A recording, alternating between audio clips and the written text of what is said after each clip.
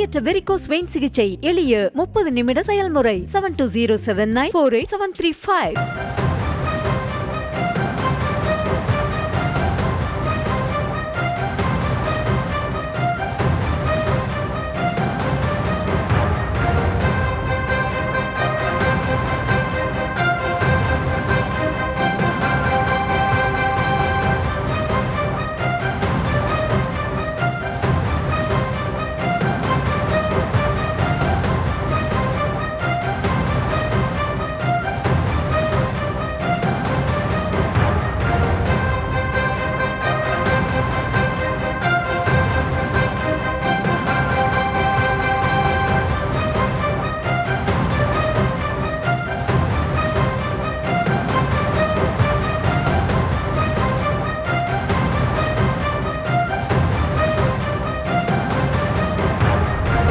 அண்மைச் செய்தியை பார்த்து கொண்டிருக்கிறோம்.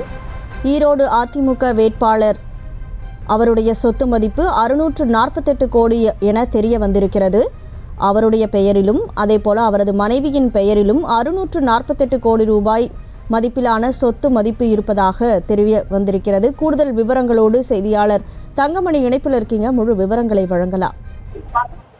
கனிமொழி வணக்கம். அதாவது நாடாளுமன்ற தேர்தலை பொறுத்தவரை ஈரோடு நாடாளுமன்ற தொகுதியில் அதிமுக சார்பில் போட்டியிடும் ஆற்றல் அசோக்குமாரினுடைய அந்த பிரமாண பத்திரம் என்பது நேற்றைய தினம் தாக்கல் செய்யப்பட்டது. குறிப்பாக நேற்றைய தினம் வேட்பாளர் ஆற்றல் அசோக்குமார் ஈரோடு மாவட்ட ஆட்சித்தலைவரிடம் தன்னுடைய வேட்புமனுவை தாக்கல் செய்தார். அப்போது தன்னுடைய சொத்து விவரத்தையும் அதில் தாக்கல் செய்தார். குறிப்பாக ஈரோடு அதிமுக வேட்பாளர் ஆற்றல் அசோக்குமார் தனது பெயரிலும் தனது மனைவி பெயரிலும் 648 கோடி சொத்துகள் இருப்பதாக பிரமாண பத்திரத்தில் தெரிவித்துள்ளது.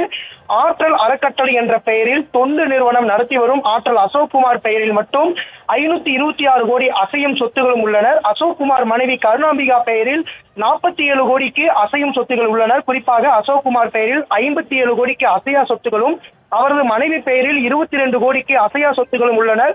2021 முதல் பாஜகவில் தீவிரமாக கட்சி பணியாற்றி வந்த அசோக்குமாருக்கு பாஜக மாநில ஓபிசி பிரிவு அணி தலைவராகவும் பதவி வகித்து வந்தார். பாஜகவிலிருந்து கடந்த நவம்பர் மாதம் அதிமுகவில் இருந்த ஆற்றல் அசோக்குமாருக்கு வேட்பாளராக தற்போது அறிவித்துள்ளனர். அசோக்குமார் மற்றும் அவரது மனைவியிடம் தலா 10 கிலோ தங்கங்கள் இருப்பதாகவும் பிரமாண பத்திரத்தில் தெரிவிக்கப்பட்டுள்ளது.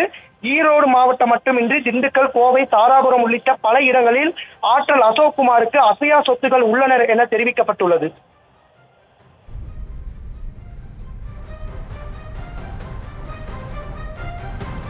ஈரோடு அதிமுக வேட்பாளர் அசோக்குமாரின் சொத்து மதிப்பு 648 கோடி என தெரிய வந்திருக்கிறது. முழு விவரங்களை வழங்கியதற்கு நன்றி தங்கமணி.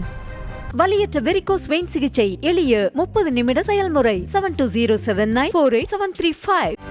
செய்திகளை உடனுக்குடனும் துல்லியமாகவும் தெரிந்து கொள்ள சப்ஸ்கிரைப் பண்ணுங்க.